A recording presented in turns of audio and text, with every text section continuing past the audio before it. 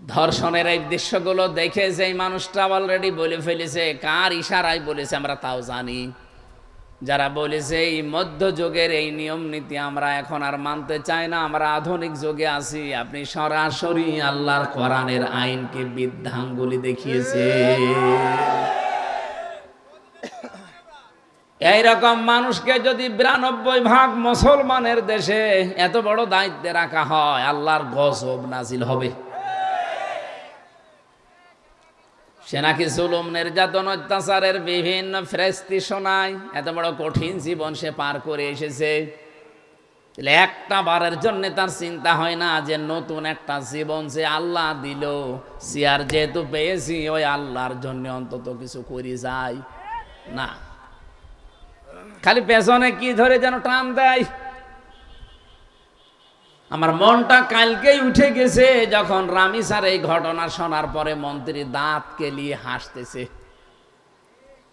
সারা বাংলাদেশ সহ বিশ্বের যেখানে খবরটা পৌঁছিয়েছে কাঁদে নাই, মনে মনে হলেও আমি মানুষ পাইনি, হয় প্রকাশ্যে মনে মনে অনেকেই কেঁদেছে, মন তো খারাপ হয়েছে। মন্ত্রী মশাইয়ের সামনে ঘটনাটা বলার সঙ্গে সঙ্গে উনি দাঁত কেলিয়ে হাসতেছে। আপনার বিবেক কি সত্যি মরে গেছে? এখান থেকে একটা তথ্য পেয়েছি আমি, সূরা ইউনূসের 99 নম্বর আয়াতের শেষের দিকে আছে, 100 নম্বর আয়াত শেষের দিকে আছে, দেখবেন বাংলাদেশ সহ বিশ্বের অনেকের সাথে এটা মিলে যাবে। ওয়ায়াজআলুর রিজসা আলাল্লাযীনা লা ইয়াকিলুন।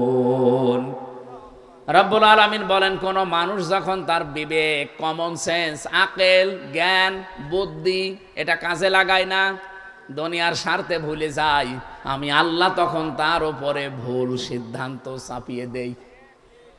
এই আয়াতটা যে কত বাস্তব, আমি বিশ্বের দিকে তাকালেই মনে হয় যে এই মাত্র নাজিল হইল। বাংলাদেশের বহু মানুষের বিবেক আছে, বুদ্ধি আছে, জ্ঞান আছে, কিন্তু অজানা একটা শক্তির কাছে মাথা নত করে বিবেক কাজে লাগাতে পারছে না। আর এই কারণে আল্লাহ দিন যত যাচ্ছে ভুল বিষয় চাপিয়ে দিচ্ছে। আজকের আমার তেলাওয়াতকৃত আয়াতের শেষের দিকে এই কথাগুলো আসবে ইনশাআল্লাহ। আমি যে কথাটা তুলেছিলাম বোঝাতে, সারা পৃথিবীর খাবারের দায়িত্ব যেহেতু আল্লাহ নিয়েছেন, সুতরাং আমাদের এই বিষয়ে চিন্তা করে অবৈধ কোনো ইনকামের দিকে পা বাড়ানোর দরকার নেই। যদি কেউ বাড়ায় ও বুদ্ধিমান না, ও আহাম্মক। কথা বলেন না কেন?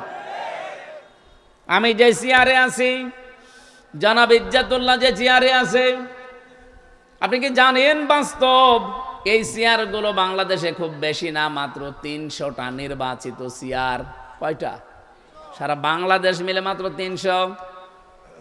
উনিও যে পজিশনে আছে, আমি ওই পজিশনে আল্লাহ নিয়েছে আমারে। আমি যদি আয়াতকে বিশ্বাস না করতাম বা পড়িয়েছি যদি না মানতাম, এই 3 মাসের ব্যবধানে 1000 কোটি টাকার মালিক হয়ে যেতাম। ও লাইনও আছে, হ্যাঁ হয়তো 2 নাম্বারই করা লাগবে, কিন্তু আমি তো কোরআনের আয়াত 100% বিশ্বাস করি।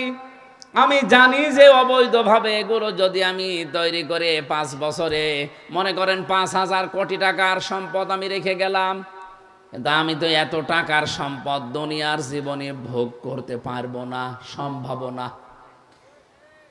কিন্তু এই সম্পদগুলো আমাকে বিদায় নেওয়ার পরে তো কেউ না কেউ ভোগ করবে, হয় আমার বাবা মা, নাই আমার বউ, নাই আমার মেয়েরা, নাই মেয়ের স্বামীরা।